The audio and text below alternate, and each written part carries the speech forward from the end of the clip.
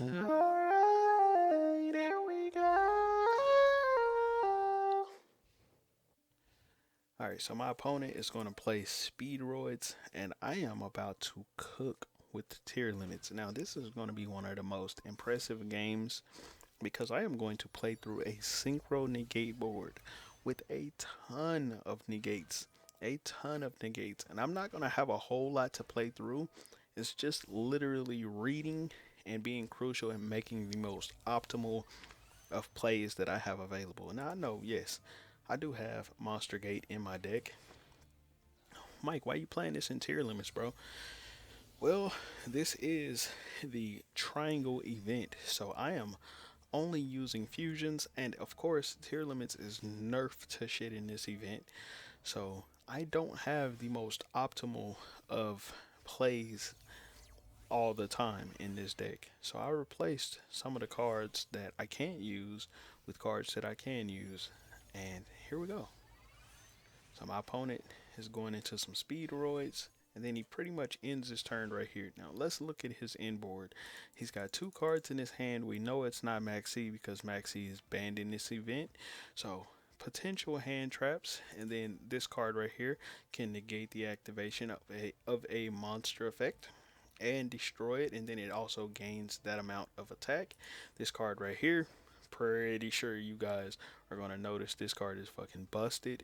Basically, let's read what this says. During your opponent's main phase, you contribute this synchro summon card and special summon up to 2 level 7 wind synchro monsters with different names from each other from the extra deck. That's fucking busted. Now, let's see what happens. So the very first thing I'm going to do is activate Fairy Tale Snow so I can get rid of one of these two cards effects. Of course he is going to negate this with this card because I am going to, or he either has to negate it with this one or he has to activate this one. I'm going to target this one because I don't want him bringing out two monsters. So the first thing I do is force either this card's negate or force this card or whatever's in his hand. Let's see what happens. So he then tributes this card off the field just like I needed him to. Goes into Clear Winged Synchro, Clear Wing Synchro Dragon, and then also Clear Wing Fast Dragon. Now, let's read the effects of both of these cards. When another level 5 or higher monster on the field activates its effects on the field, you can negate the activation, and if you do, destroy it, right? Once per turn, when a monster effect is activated that targets a level 5 or higher monster on the field and no other card, you can negate the activation. If you do, destroy it. So, this card, I'll basically need to get rid of this card, and then let's read what this card does. Or actually, this one, I mean. So, quick effect, you can target one face-up monster your opponent controls. That special summon monster from the extra deck. So basically, you can change it to 0 and negate that card's effects. So he's gotten, basically, he jumped one interruption off the field to give me two more interruptions. Technically, this is two interruptions by itself, but basically, 1, 2, 3 negates plus this, which is a turn everything to 0 attack, and then potential 2 interruptions in his hand if they're hand traps.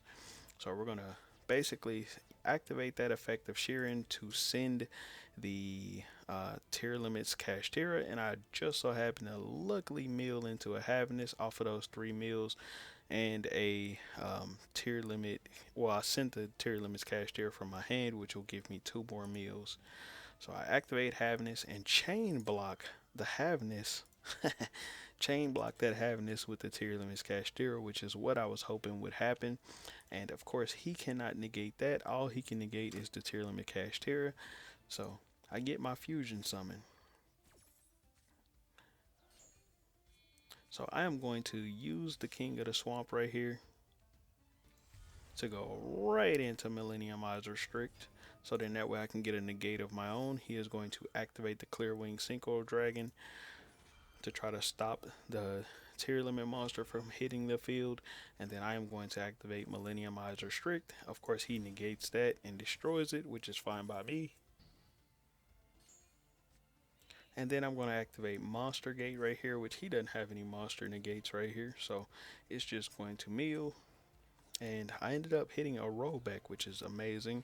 And then it summons out the Supreme Sea Mare, which gives me a synchro summon a fusion summon right here.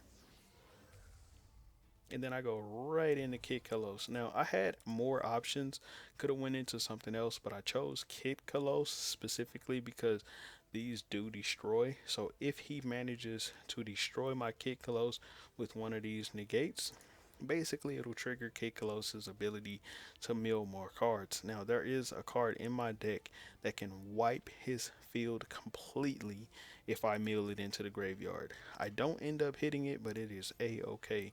And then he activates an Effect Veiler from his hand, which is kind of devastating for me right here, because Effect Veiler basically shuts this card down. I then go ahead and transaction rollback to mill 5 more cards, and then I activate my shuffler because I did mill a Rainbow Bridge of Salvation. So I go ahead and activate that to put my field spell back just like that. And I keep everything else pretty much in my graveyard other than just the Pearl Areno, because I do want as many cards in my grave as possible so I can go Fairy Tale Snow and flip something face down. So here we go. We're then going to activate that field spell right here to grab Havness, and then Fairy Tale Snow, basically milling a bunch of cards that I do not need. Just like that. All of these cards are basically unnecessary cards. So just mill a bunch of cards, go Fairy Tale Snow, and flip something face down. This one, because he hadn't activated it yet, but he then activates it right there to basically bring Kid Kalos down to 0 to prevent me from being able to attack over his bodies. I then activate the Havness to mill a few more cards, and would you look at that, I hit Trivi Karma and I also hit Scream, so pretty good mills right there. I then go ahead and grab Crime so I could have a Omni Negate and then Meta Noise as well. Then we're going to activate the Medora right here, shuffle a few cards back.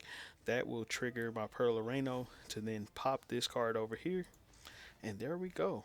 So now I've just basically broken through majority of his board. Flip this card face down, he'll be able to flip it up if I can't do anything about it before he gets to his main phase. So can I destroy that? Absolutely. We can go into a fusion summon off of Meta Noise. So I can trigger my Pearl Areno to pop this card before he even gets a chance to flip it up. Also, I can get rid of this card with Meta Noise. So a 2-for-1 off of one trap. Then I'll have an Omni Negate beyond that and a Monster Negate. So when he goes to summon or whatever, I'll also have an interruption there. So let's see what happens. So we're going to go Meta Noise right here. We flip this card face down, sending Sharon. And there we go. We're going to go right into Rule Kalos, which gives us a monster special summon negate. Pop this card, and then we would also have that Omni negate. And my opponent just surrenders. GG's, my boy. He gonna have to hold that L. Now let's look at what deck he was playing. So he was playing a Speedroid, basically a negate deck, bro. Like a Speedroid, just a shit ton of negates. He's got his Baron the Floor in there. He's got all of the, this is like a good recursion card. He's got a lot of shit in here. He's got his Shin Shin in here so he can be toxic, make all your shit get banished. Like, he's got a lot. He's got a lot in his deck. And we ended up cooking him. So, let's look at what I cooked this man with. And here we go. That's it right there. So the card that I was referring to, that if I had milled and transaction rollback was milled as well, basically Elemental Burst would just wipe his field. So if I had milled this card, and I got 2 of them, so a pretty high chance of milling this once you start getting deep into the deck. I only had 15 cards in my deck left, so the chances of me milling this was going to be great if I did more milling.